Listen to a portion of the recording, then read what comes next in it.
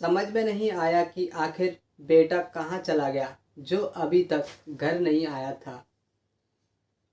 उसकी माँ भी उस घर पर नहीं थी, वो अपने मायके गई हुई थी। इसलिए वह अपने बेटे को ढूंढने के लिए घर से निकल पड़ा। उसने पड़ोस के बच्चों से पूछा तो उन्होंने बताया कि दोपहर के समय तक तो वो उनके साथ खेल रहा था, लेकिन दोपहर के बाद वो कहाँ चला गया उन्हें नहीं पता। सिर्फ बालक के पड़ोस में हरि किशन का घर था। सिर्फ बालक ने उसके मछले बेटे अनिल को विवेक के गायब होने की बात बताई तो वह भी परेशान हो उठा। गांव के युवकों को लेकर शिव बालक के साथ विवेक को ढूंढने में जुट गया। इन लोगों ने गांव का चप्पा चप्पा छान मारा, लेकिन विवेक का कहीं भी पता नहीं चला। इसके अलावा इन्होंने tempo stand, bus stand, railway station, बाजार आदि जगहों पर भी विवेक को ढूंढा, लेकिन उसके बारे में कोई भी जानकारी नहीं मिली। शिव बालक ने अपने बेटे के गायब होने की जानकारी पत्नी को दे दी थी। ममता को ये खबर मिलते ही तुरंत वह अपने गांव लौट आई थी। उसने भी अपने हिसाब से विवेक को खोजने की पूरी कोशिश की। आधी रात तक खोजबीन के बावजूद कोई भी नतीजा नहीं निकला।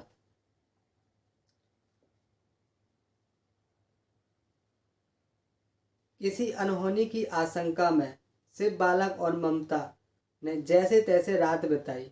रात भर उनके मन में तरह तरह के ख्याल आते रहे। सवेरा होते ही पड़ोसी हरि किशन का बेटा अनिल शिव बालक के पास आया और बोला, चाचा, विवेक को हम लोगों ने बहुत जगह खोजा, लेकिन वो नहीं मिला। अब हमें पुलिस की सहायता लेनी चाहिए। चलो थाने में रिपोर्ट दर्ज करा देते हैं। उसकी बात से बालक को भी ठीक लगी। तब दोनों थाना सजेती जा पहुँचे। सुबह सुबह का समय था, इसलिए एसओ अमिंदर बहादुर भी थाने में ही मौजूद थे। शिव बालक ने उन्हें अपने बेटे के गायब होने की बात बताई। थाना प्रभारी ने विवेक की गुमशुदगी दर्ज कराकर जरूरी कार्रवाई शुरू कर दी। अमिंदर बहादुर भी कई सिपाहियों के साथ गांव के नज़दीकी खेतों में बच्चे को ढूंढने लगे थे। पुलिस ने के साथ गांव वाले भी पुलिस की मदद कर रहे थे। इस बीच पुलिस ने गौर किया कि विवेक की खोज में अनिल निषाद की कुछ ज़्यादा ही सक्रियता दिखाई दे रही है। सर्च अभियान के दौरान ही अनिल ने एसओ से कहा, दरोगा जी, चलिए उधर सरसों के खेत में देख लेते हैं। अनिल की ये बात एसओ अमिंदर बहादुर सिंह की समझ में नहीं आई कि ये सरसों के खेत की ओर चलने को क्यों बोल रहा है। फिर भी वह बिना कुछ कहे अनिल के पास पीछे पीछे सरसों के खेत में चल देते हैं। खेत के अंदर जाकर उसने सरसों के कुछ पौधों को हाथ में इधर उधर किया, फिर चीख कर बोला, सर, विवेक की लाश यहाँ पड़ी है। उसकी बात सुनते ही एसओ तुरंत उसके पास पहुँच गए। सचमुच सरसों की फसल के बीच विवेक की लाश पड़ी थी। लाश को घास फूस से ढका गया था, लेकिन हवा के झोंके से घास फूस बिखर गया था, जिससे लाश सफा दिखाई दे रही थी। बेटे की लाश देखकर शिव बालक दहाड़े मार कर रोने लगा।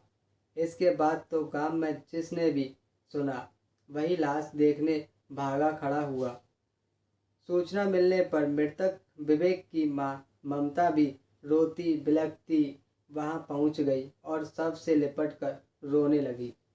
थाना प्रभारी अमिंदर बहादुर ने बच्चे की लाश बरामद करने की सूचना पुलिस अधिकारी को दे दी। कुछ देर बाद एसपी प्रद्युमन सिंह और सीओ शैलेंद्र सिंह घटनास्थल पर पहुंच गए। उन्होंने लाश का निरीक्षण किया। उन्हें उसके शरीर पर कोई भी घाव नहीं दिखाई दिया।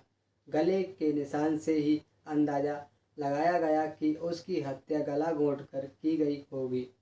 उसके मुंह और नाक में मिट्टी भी भरी हुई थी। हत्या के समय हत्यारों ने ये शायद इसलिए किया होगा ताकि मृतक की आवाज़ ना निकल सके। सीओ शैलेंद्र ने विवेक के पिता शिव बालक से पूछा कि उन्हें बेटे की हत्या का किसी पर शक तो नहीं है। तो शिव बालक ने बताया, साहब, बीते साल जून महीने में गांव के इंद्रपाल निषाद के बेटे सर्वेश ने मेरी बेटी नीलम को अपनी हवस का शिकार बनाने की कोशिश की थी। इसकी रिपोर्ट दर्ज कराई गई थी तो पुलिस ने उसे पकड़कर जेल में भेज दिया था। 2 महीने पहले ही वह जेल से छूटकर आया है। हो सकता है मेरे बेटे की हत्या में उसका हाथ हो। एक अन्य बच्चे ने बताया, मेरा नाम सुमित है, मैं इसी गांव में रहता हूँ। उन्होंने पूछा, तुम विवेक? उस बच्चे ने कहा, हाँ साहब, मेरा पक्का दोस्त था। वह कक्षा 3 में और मैं कक्षा 4 में पढ़ता हूँ। थाना प्रभारी ने पूछा, विवेक को कल किसी के साथ जाते देखा था? तो सुमित ने बताया, हाँ साहब, अनिल उसे खेतों की ओर ले गया था। अनिल ने मुझे 20 रुपये देकर विवेक को बुलवाया था, तब मैं विवेक को बुला लाया था। इसके बाद अनिल उसे खेतों की तरफ लेकर चला गया था। अनिल अभी मुझे इसी बात की धमकी दे रहा था कि यह बात किसी को ना बताए। सुमित ने जो बात पुलिस को बताई उससे अनिल पूरी तरह से शक के घेरे में आ गया। उधर शिव बालक ने बयानों से सर्वेश पर भी शक था। गांव वालों से भी पुलिस को पता चला कि सर्वेश और अनिल गहरे दोस्त थे। थाना प्रभारी ने ये जानकारी एसपी प्रद्युमन सिंह को दे दी तो उन्होंने उन दोनों लड़कों से पूछताछ करने का आदेश दे दिया।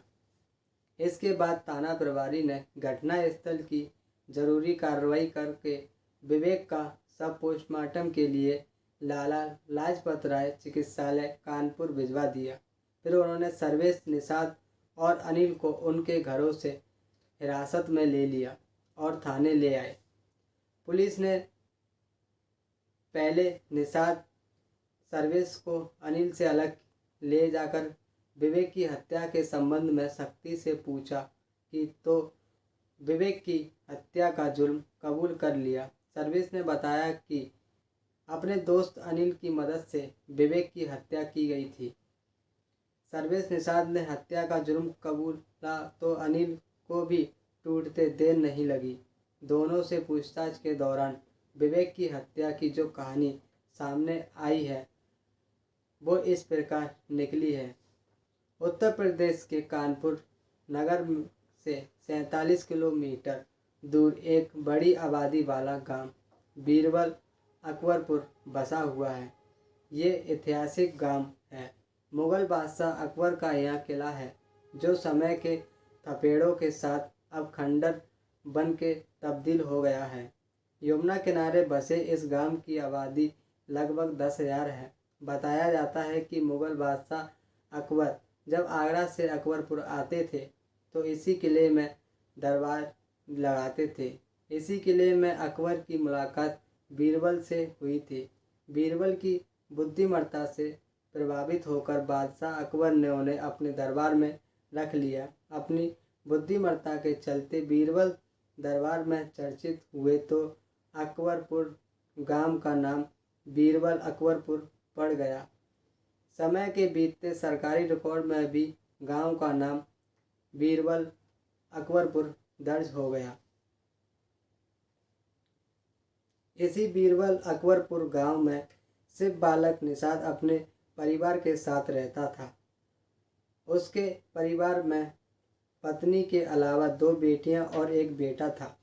शिव बालक ड्राइवर था, वो लोडर चलाता था। इसके अलावा उसके पास 3 बीघा जमीन थी, लेकिन वह जमीन उपजाऊ बंजर थी। उसमें ज्वार और बाजरा के अलावा कोई दूसरी फसल नहीं होती थी। इसके अतिरिक्त आमदनी के लिए शिव बालक ने दूध का व्यापार शुरू कर दिया था। वह सुबह सुबह उठकर गांव से दूध इकट्ठा करता और अपने गांव के कस्बे में जाकर दूध बेचता। चूँकि सर्वेश अच्छा कमाता था तो खूब ठाट बाट से रहता था। गले में सोने की चैन, उंगलियों में अंगूठियाँ और कलाई में महंगी घड़ी उसकी पहचान थी। उसके पास महंगा मोबाइल रहता था। सर्वेश जिस तरह से अच्छी कमाई करता था उसी तरह से शराब और अय्याशी में वह अपनी कमाई लुटाता था। उसके पिता इंद्रपाल उसकी इस बेफिजूली से परेशान थे। उन्होंने उसे बहुत समझाया और डांटा फटकारा भी, लेकिन सर्वेश का रवैया नहीं बदला। एक रोज़ नीलम स्कूल जा रही थी, तभी सर्वेश की नज़र उस पर पड़ी। खूबसूरत नीलम को देखकर सर्वेश का मन मचल उठा। वह उसे फंसाने का प्लान बनाने लगा। मौका मिलने पर वह उससे बात करने का प्रयास करता, लेकिन नीलम उसे डांट देती थी। तब सर्वेश खिसिया हुआ था। आखिर जब उसके सर्व का भान टूट गया तो उसने एक प्लान बनाया। एक रोज़ मौका मिलने पर नीलम का हाथ पकड़कर बोला, नीलम, मैं तुम्हें चाहता हूँ। तुम्हारी खूबसूरती ने मेरा चैन छीन लिया है। तुम्हारे बिना मैं अधूरा हूँ।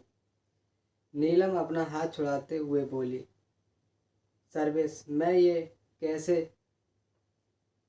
तुम ये कैसे बहकी बहकी बातें कर रहे हो? मैं तुम्हारी जाति बिरादरी की हूँ और इस नाते तुम मेरे भाई लगते हो। भाई को बहन से इस तरह की बातें करते शर्म आनी चाहिए। वह बोला, प्यार अंधा होता है। प्यार जाति बिरादरी नहीं देखता। नीलम ने धमकाना शुरू कर दिया। हाँ होगा, लेकिन मैं अंधी नहीं हूँ। मैं ऐसा नहीं कर सकती। नफरत करती हूँ। और हाँ, आइंदा कभी मेरा रास्ता रोकने या हाथ पकड़ने की कोशिश मत करना, वरना मुझसे बुरा कोई ना होगा, समझे?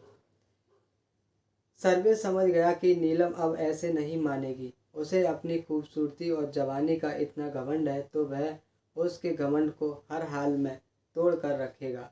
सर्वेश का एक दोस्त अनिल निषाद दोनों ही एक ही उम्र के थे और उन दोनों में खूब पड़ती थी। एक रोज़ दोनों शराब पी रहे थे। उसी दौरान सर्वेश ने बोला, यार अनिल, मैं नीलम से प्यार करता हूँ, लेकिन वह हाथ नहीं रखने दे रही। तो अनिल ने सर्वेश को समझाते हुए कहा, देख सर्वेश, मैं एक बात बताता हूँ कि नीलम ऐसी वैसी लड़की नहीं है। उसका पीछा छोड़ दे। कहीं ऐसा ना हो कि उसका पंगा तुझ पर भारी पड़ जाए। सर्वेश ने कहा, अरे छोड़ इन बातों को, मैं भी जिद्दू हूँ। आज चैलेंज करता हूँ कि नीलम अगर राजी से नहीं मानी तो मुझे दूसरा रास्ता अपनाना पड़ेगा। सर्वेश ने नीलम के ऊपर लाख डोरे डाले और फिर भी वो नाकाम रहा, लेकिन हर बार उसे बेइज्जती का सामना करना पड़ता। बात 13 जून 2018 की है। उस रोज़ शाम 5 बजे नीलम दिशा मैदान जाने को घर से निकली। तभी सर्वेश ने उसका पीछा कर नीलम जैसे ही झाड़ियों की तरफ पहुंची, तभी सर्वेश ने उसे दबोच लिया और उसे ज़मीन पर पटक कर उसके साथ ज़बरदस्ती करने लगा। नीलम उसकी पकड़ से छूटने का प्रयास करने लगी, लेकिन सर्वेश पर जुनून सवार था। तब नीलम ने हिम्मत जुटाई और सर्वेश के हाथ पर दांत से काट लिया। सर्वेश की पकड़ ढीली हुई तो वह चिल्लाती हुई सिर पर पैर रखकर गांव की ओर भागी। अपने घर पहुंचते ही नीलम मूर्छित होकर देरी पर गिर पड़ी। ममता ने नीलम को अस्त्र वस्त्र कपड़ों में देखा तो समझ गई कि उसके साथ क्या हुआ है। माँ ने नीलम के चेहरे पर पानी के छींटे मारते मारते उसे होश में लाया। कुछ देर बाद उसे की आंखें खुल गईं। उसने बाद में माँ को सर्वेश की करतूत बताई। ये सुनकर ममता गुस्से से भर उठी। वह शिकायत लेकर सर्वेश के पिता इंद्रपाल के पास पहुंची तो उसके बेटे की कोई कमी न निकालकर उसने बेटे को डांटने समझाने की बजाय उसका पक्ष लिया और उल्टे उसकी बेटी की चरित्र पर उंगली उठाने लगा। ममता ने ये बात अपने पति को बताई। इसके बाद दोनों पति पत्नी थाना सजेती पहुंच गए। उन्होंने सर्वेश के खिलाफ दुष्कर्म की कोशिश करने का मुकदमा करा दिया। रिपोर्ट दर्ज होते ही पुलिस सक्रिय हुई और सर्वेश को गिरफ्तार कर लिया, कानपुर जेल भेज दिया। सर्वेश 4 महीने जेल में रहा। 20 अक्टूबर 2018 को उसकी जमानत हुई। जेल से बाहर आने के बाद सर्वेश के दिल में ममता और उसकी बेटी नीलम के प्रति बदले की आग भभक रही थी, क्योंकि उनकी वजह से वह जेल में गया था। बदला कैसे लिया जाए, इस विषय पर उसने अपने दोस्त अनिल से विचार विमर्श किया तो तय हुआ कि ममता के कलेजे के टुकड़े विवेक को मार दिया जाए। विवेक सिर्फ बालक का इकलौता बेटा था। इसके बाद दोनों ने योजना बनाई और समय का इंतजार करने लगे। 25 जनवरी 2019 को दोपहर 2 बजे सिर्फ बालक का 10 वर्ष का बेटा विवेक अपने साथियों के साथ गली में खेल रहा था। तभी सर्वेश की एक नज़र उस पर पड़ी। अनिल भी उसके साथ था। सर्वेश ने अनिल के कान में कुछ कानाफूसी की, फिर गांव के बाहर चला गया। इधर अनिल ने विवेक के साथ खेल रहे सुमित को अपने पास बुलाया और 20 रुपये का नाटक देकर सुमित को विवेक को लेकर गांव से बाहर ले जाने को कहा। वहां तुम दोनों को बिस्कुट टॉफ़ी खिलाएंगे। सुमित लालच में आ गया। वह विवेक को लेकर गांव से बाहर पहुंच गया। अनिल वहां विवेक के आने का इंतजार कर रहा था। अनिल ने सुमित को वहीं से वापस कर दिया। विवेक को बहलाकर सरसों के खेत पर ले गए। वहां सर्वेश पहले से मौजूद था। नफरत से भरे सर्वेश ने विवेक का हाथ पकड़ा और उसे घसीटते हुए खेतों के अंदर ले गया और विवेक को जमीन पर पटक कर बोला, तेरी बहन ने मुझे जेल भिजवाया था, उसका बदला आज तुझे जान से मार कर लूँगा। अनिल, जो अब तक खेत के बाहर रखवाली कर रहा था, अब वह भी खेत के अंदर पहुंच गया। इसके बाद दोनों मिलकर विवेक का गला दबाने लगे। विवेक चीखने लगा तो दोनों ने गला दबाकर विवेक को मार डाला और फिर लाश को घास फूस से ढक कर वापस घर आ गए। इधर शाम 5 बजे से बालक घर आया तो उसे विवेक दिखाई नहीं दिया। विवेक के बारे में उसने शारदा से पूछा तो उसने भी खेलने की बात बताई, लेकिन सिर्फ बालक का मन नहीं माना। वह उसकी खोज में जुट गया, लेकिन विवेक नहीं मिला। दूसरे दिन उसकी लाश सरसों के खेत में पुलिस की मौजूदगी में मिली। पुलिस ने सबको कब्जे में ले लिया। जांच शुरू की तो बदले लेने के लिए मासूम की हत्या का पर्दाफाश हुआ। 27 जनवरी 2019 को थाना सजेती पुलिस ने अभियुक्त सर्वेश निषाद व अनिल को कानपुर कोर्ट में रिमांड मजिस्ट्रेट के समक्ष पेश किया, जहां से दोनों को जेल भेज दिया। कथा संकल्प तक उन जमानत नहीं हुई। धन्यवाद। जय हिंद, जय भारत।